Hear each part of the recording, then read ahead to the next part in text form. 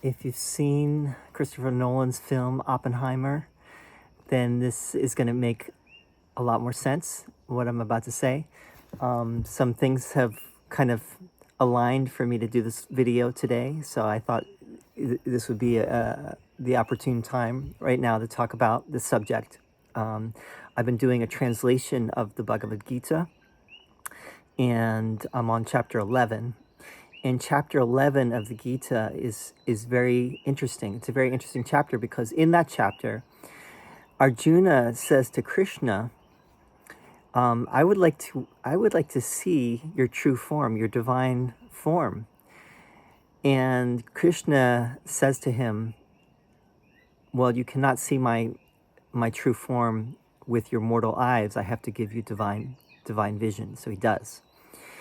And what Arjuna then sees is like truly incredible and truly amazing.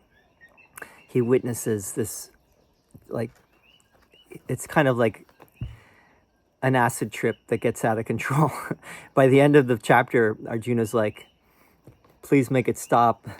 Give me some lemon juice or something,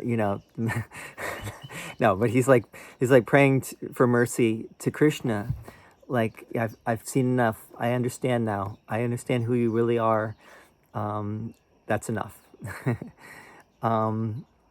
So when the first atomic bomb was detonated or dropped in Los Alamos, New Mexico, and I forget the year, it was probably like 1941, 42, I forget what year it was.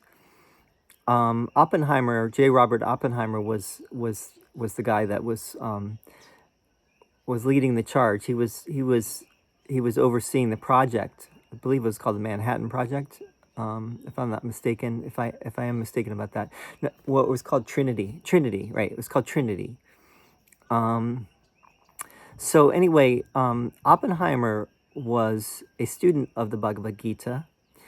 I don't know what translation. I'd have to look it up. Which translation he was referring to when he quoted from the Gita, and he quoted, as the bomb was going off, he quoted 2 verses from the Gita, and I'm going to read those to you today.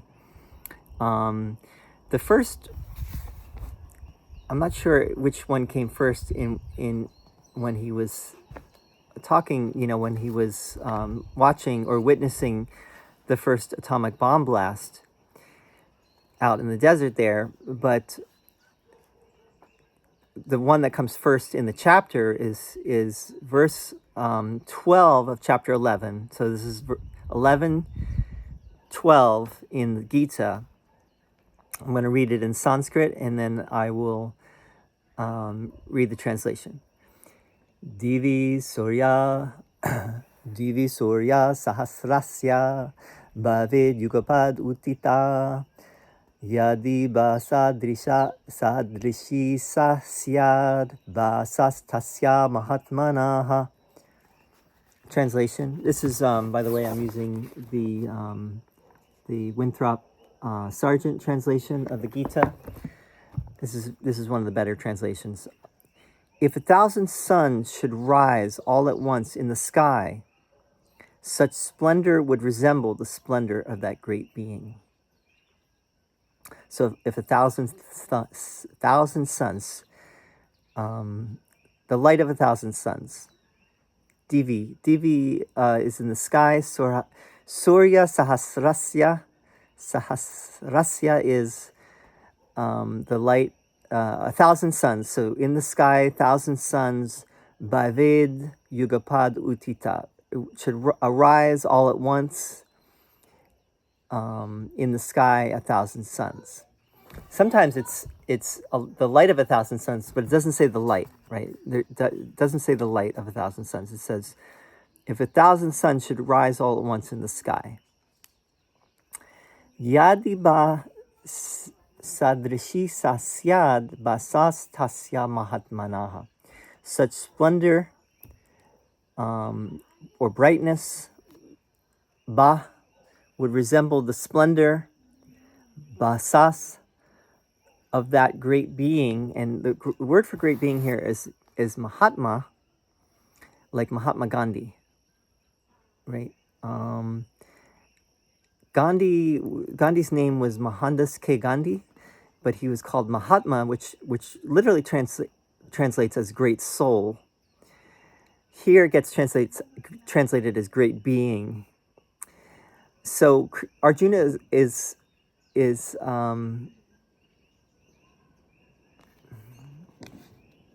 Arjuna is saying, or maybe the narrator is saying, let's see. Yes, the narrator is saying this. The narrator, not Arjuna, but the narrator is Sanjaya. Sanjaya is narrating this to the blind king Dhritarashtra. And Sanjaya is saying that he's saying this. If 1,000 suns should arise simultaneously in the sky, such splendor would resemble the splendor of that great being. And I was talking about Gandhi is also called a Mahatma. The Bhagavad Gita was one of Gandhi's most beloved books. He had it right by his bedside apparently, and he read it every day. Krishna here is called a great soul as well,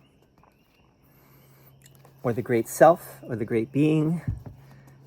Now the word Atman is generally gets translated as soul, often gets translated as self.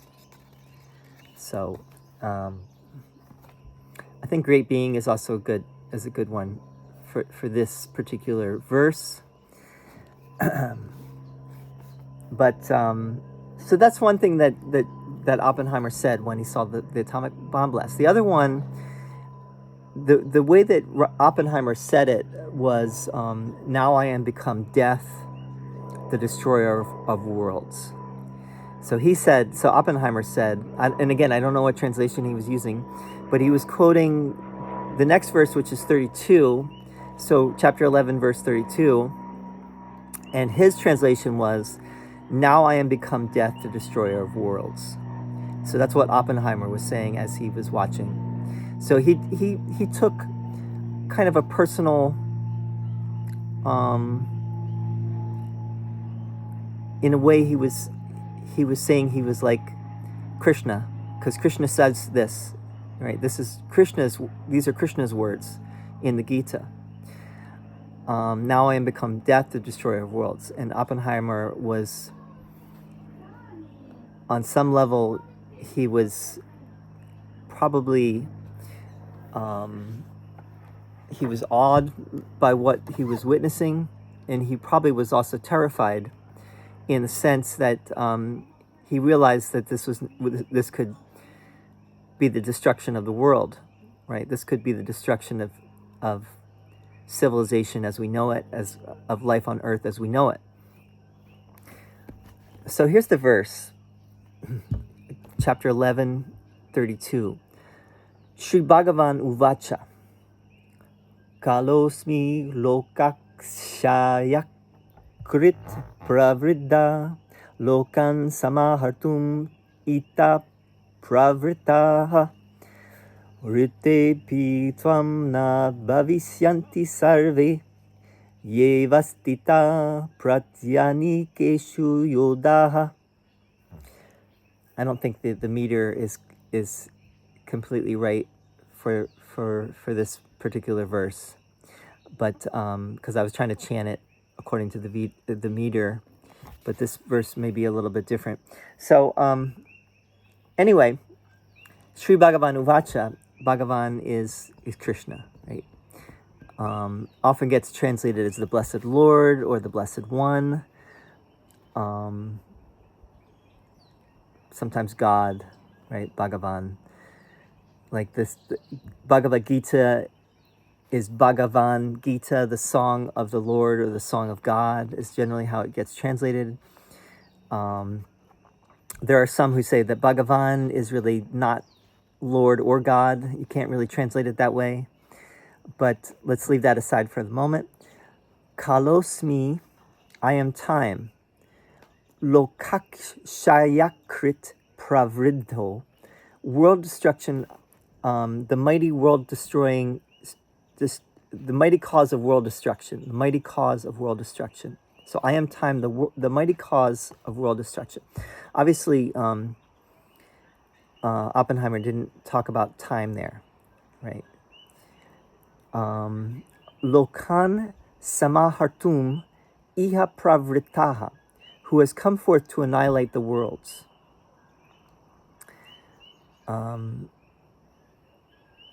Now, Oppenheimer said, I am become dead. I think Oppenheimer might have been conflating two different passages, because there's another verse where Krishna says, I am death. He says, I am death.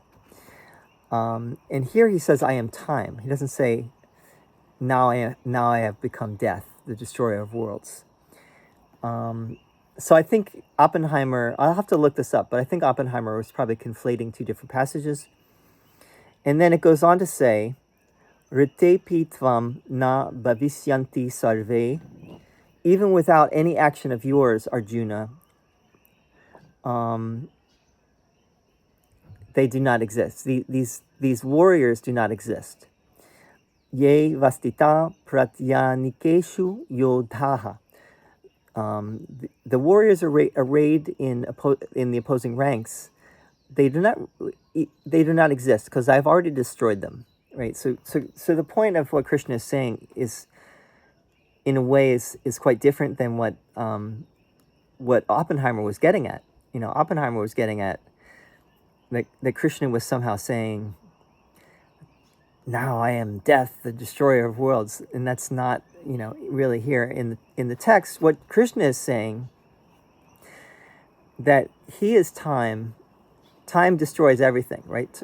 In time, death, all of our days are numbered.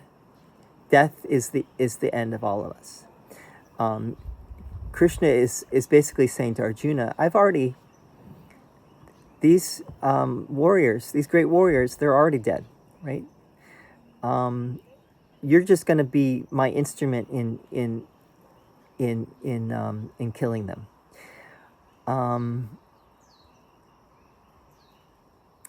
So even without any action of yours, all these warriors who are arrayed in the opposing ranks shall cease to exist. Now, I think the point is that if Krishna is time, time heals all wounds, and time wounds all heals, and time brings an end to everything in time, right? But Krishna's also, his point is that our reality is beyond time. Beyond time and space. So the Atman, or the soul, the self, is eternal, is immortal, and it lives forever. It is forever. It's the only reality. Everything else is subject to time, and being subject to time, it will cease to be at some time. it will cease to be. So Krishna is basically saying to Arjuna, don't hesitate here. Don't worry your pretty head about this. Just do what you are here to do, which is to fight this battle. And again, the point. Some people think that Krishna. Well, how could God, if Krishna is God, how would God tell someone to fight and kill others, right? Isn't one of the commandments in the 10 Commandments, thou shalt not kill? And here Krishna is telling Arjuna to kill. How could God put his imprimatur or seal of approval or condone such a thing? And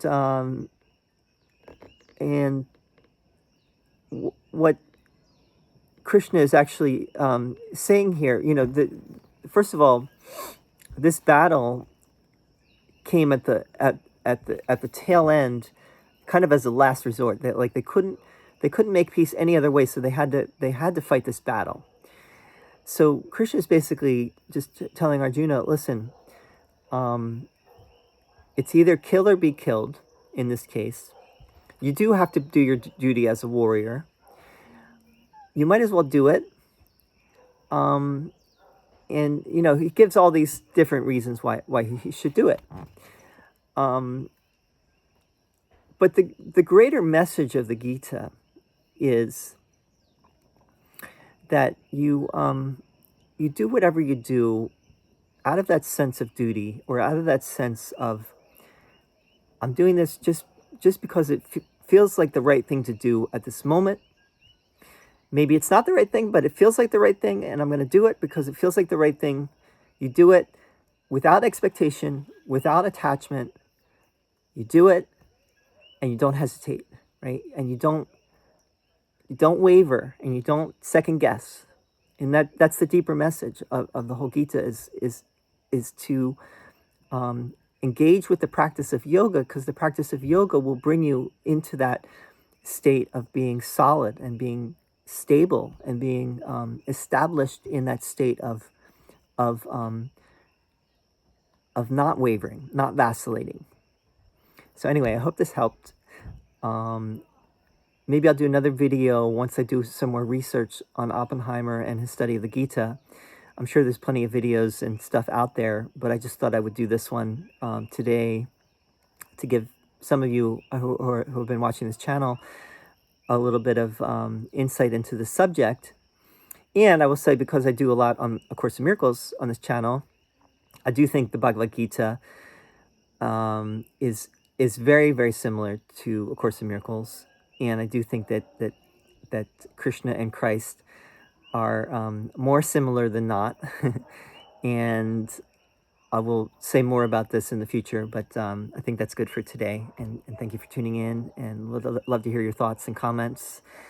And see you soon. Thanks.